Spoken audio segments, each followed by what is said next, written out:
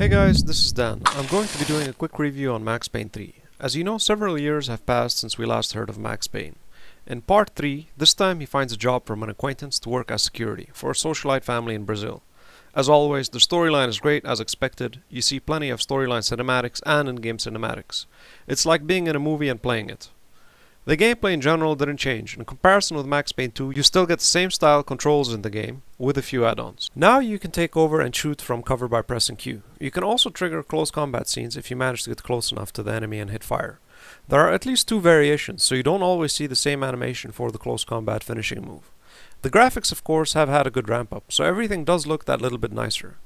You also get to destroy scenes and objects in the game, such as the docks, boats, and cars. Unfortunately, you can't control them yet.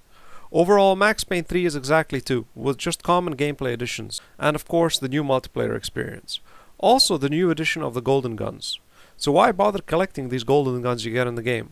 Well, not only do you get the achievement when you get the 3 parts of every gun, but it also changes the color of the equipment weapon to gold, increases the weapon's damage by 10%, and has an increased ammo capacity per magazine. Collecting all the gold gun parts also nets you a license to kill achievement or trophy. Now let's go to the things that I don't like when playing the game. Every section will have a storyline that will move in parallel as you progress. There might be just that little bit too much of story, as sometimes I find it frustrating if you just want to shoot people and have fun. You end up having to wait for the storyline to finish before you can shoot again. This becomes even more frustrating when you are dying in a certain section and have to repeat it, as you have to listen to the whole storyline again, which becomes further more frustrating if you have to do it 10 times over. Also, the painkillers in the old Max Payne had a distinctive white color with a touch of red, making them easily visible, while here they have a vague green outline, and you really have to focus and look around to be able to find your painkillers. Sort of annoying when you want to progress, but realize that you're out of painkillers and have to sweep the level carefully so you don't miss out on any of them. Furthermore, you can't even go back.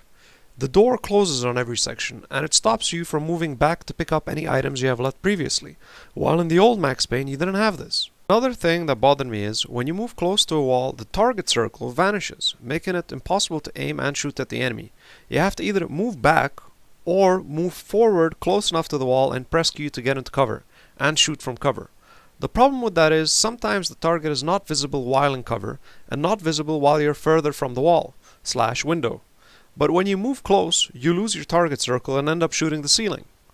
Now, I do understand Max Payne is all about bullet time, but sometimes while shooting it jumps to cinematic / bullet time, showing you shooting at the enemy. Just you. The thing is, I was busy concentrating aiming at the fool who's about to die, and now I have the camera squared focused on how I'm shooting.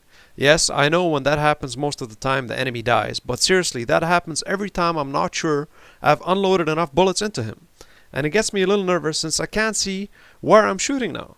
But if you keep firing, you seem to keep hitting the same spot you aimed at, before it focuses on you. And talking about shooting at people, didn't you notice no matter where you hit the enemy in the head, you get that fountain effect?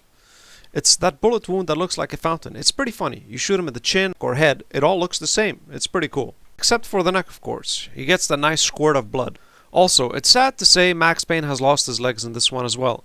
You see, Max Payne can't jump. They had removed the ability to jump. And of course the map accordingly has been designed to help our crippled friend on his travels. I do like the old Max Payne more, in this sense that some sections you had to jump to get further on, and some secret rooms also required you to explore and jump to them. But since he can't jump, they had crossed that off the list and made the map design much easier and simplistic. And finally, our dearest friend Max Payne gets no Molotov cocktails. Why, you ask? Well, it seems that he's so good he doesn't need them anymore. I took that line of the guys at Blizzard. Seems to have actually worked. Hey, why don't we have town portal scrolls or books anymore? That's just how badass you are, man. You don't need them anymore. Hey, how come I don't have scroll of identity anymore?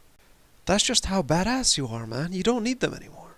Hey, how come I don't have error 37 anymore? That's just, hey man, that's not funny. Well, I hope you guys enjoyed my Max Payne 3 review. This is what I think about it. I hope you guys will give me your feedback on what you think about it. And as always, in case you liked the video, don't forget to give it a thumbs up, subscribe wherever the hell that thing is, and see you again in my next video. Take care. Happy gaming. Bye.